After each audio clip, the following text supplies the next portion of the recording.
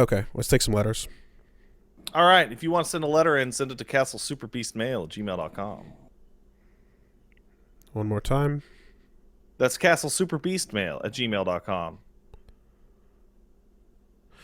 And yeah, we got one coming in from Curious and Cornelius says, "Hey, Woolie and Pat, now that you've both experienced Yakuza, I was wondering if you'd heard about the East Asian storytelling structure, Kisho Tenketsu.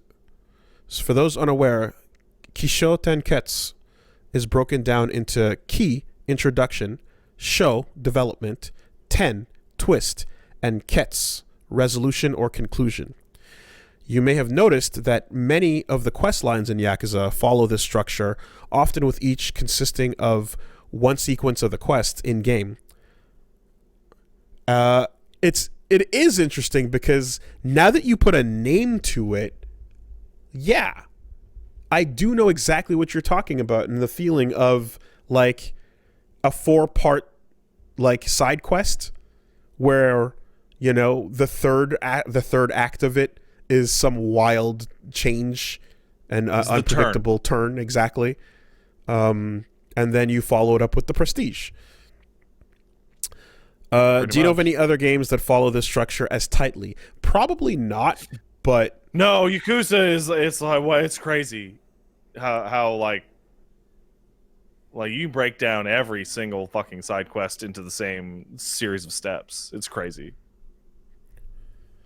Yeah, the side quests in particular, like I really like once I started looking at them as 4 that is what just made everything make sense. It's just whatever you were doing before the first panel doesn't matter. The world spawns into existence and Kiryu drops into the frame and he looks at a radio that's suddenly here and goes, "Huh, where'd this radio come from?" And then in the second frame, the radio turns on and it's the guy doing the stories about, the wild stories from Tokyo and all this shit. And third thing is he's like, "Oh man, these stories are great. Wow. And maybe I should send in one." And then that, you know what I mean? And then he just fucking takes off from there. And it's like, yeah, it doesn't matter what was happening before or after. You've spawned into a world where he's staring at a radio and he's never experienced radio before. Like, almost like Garfield experiencing a radio for the first time. What does Garfield have to say about the concept of an AM radio? Well, let's find it's out. Not a lasagna. And you can turn to that one issue, and then he has a mini arc, and then it'll end with the radio getting smashed and John screaming at him, and then that's the radio arc, and then you get your little completion points. Yeah, that's a good thing to keep note of. Kisho Tenketsu as a Japanese storytelling thing, and keep that in mind.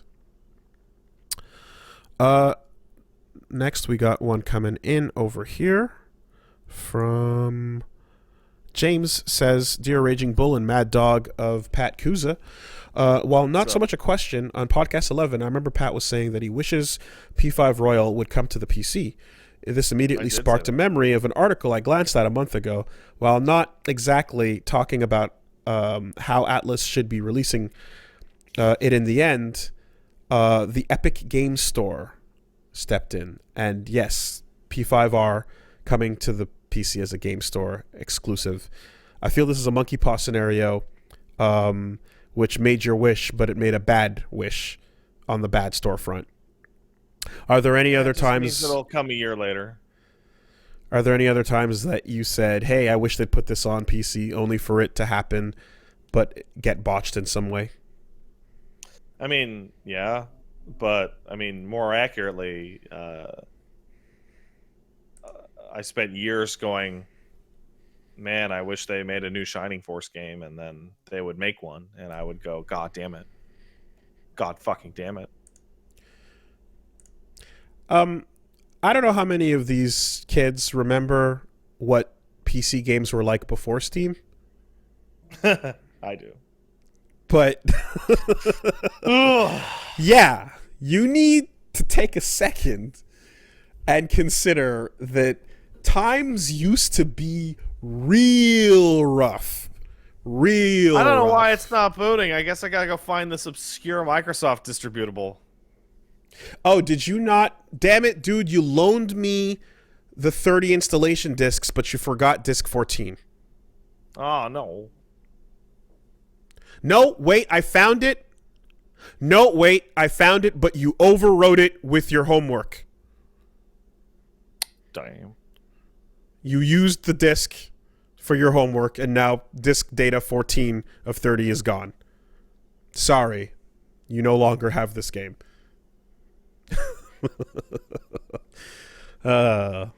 Shareware, though. Yeah. CD keys. What was it called? What was it called? Spawn versions that Blizzard did? Like you get the first 10 levels of Diablo? Spawn key? The keys to give your friends, right? Yeah, I don't remember. Yeah, there was definitely the word they used for here's the key that your friend gets that lets your friend install Brood Wars, but he can only play multiplayer mode with you or other other people. But there's no single player. It's just Brood Wars multiplayer. Yeah. So weird. Yeah, it was a spawn key. Good idea. Kind of like early Steam with the gift copies. I just saw a piece of news in the chat that I'm going to have to... All right, well, while you verify that, let me get to the next letter here. Joseph says, Dear Crack the Sky and Downward Spiral, in Azure Striker Gunvolt 2, Gunvolt's route, the way to beat the penultimate final boss requires you to sing J-pop through the 3DS microphone while reading and reacting to the blitzkrieg of projectiles and lasers during the battle. The song name was Reincarnation. Right, the shit that pops up when you power up. Lumen. The sing-along moves to the tempo, so scrolling along the lyrics karaoke style takes 1/3 or 2/3 of the top screen real estate. You can't bullshit by singing muttering in the pitch of the vocals like Rock Band. Good luck not tripping over yourself, as you can't enunciate the Japanese correctly and in sync to the lyrics either. The boss fight is uniquely frustrating standalone, except I happen to be playing while staying over at my grandma's house at 4 a.m. Needless to say, she woke up upstairs to chide the racket and penetrating the paper-thin insulation beneath her ceiling. Have you ever had something similar experienced? Yeah, that is... Wow, Gunvolt. I was giving you the benefit of the doubt a minute ago, because when I saw the footage of part 3 where you're playing as not Gunvolt, I was like, all right, we got a good game here as long as you don't play as the titular character. This is the dumbest shit I've heard about. That's incredible.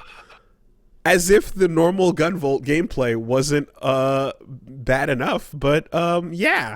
Now you gotta fucking sing at the same time. In key. That's terrible. Mm-hmm. It's good. It's good.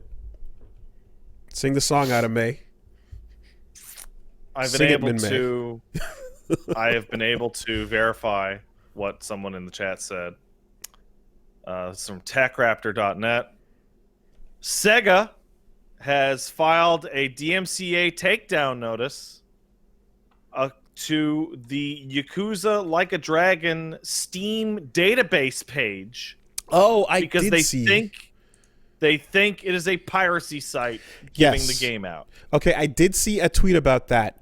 Apparently, they've done this in the past, and other studios have as well. And SteamDB is usually able to send a message and then they revoke it. But Sega is the only company that doesn't respond. Doesn't care.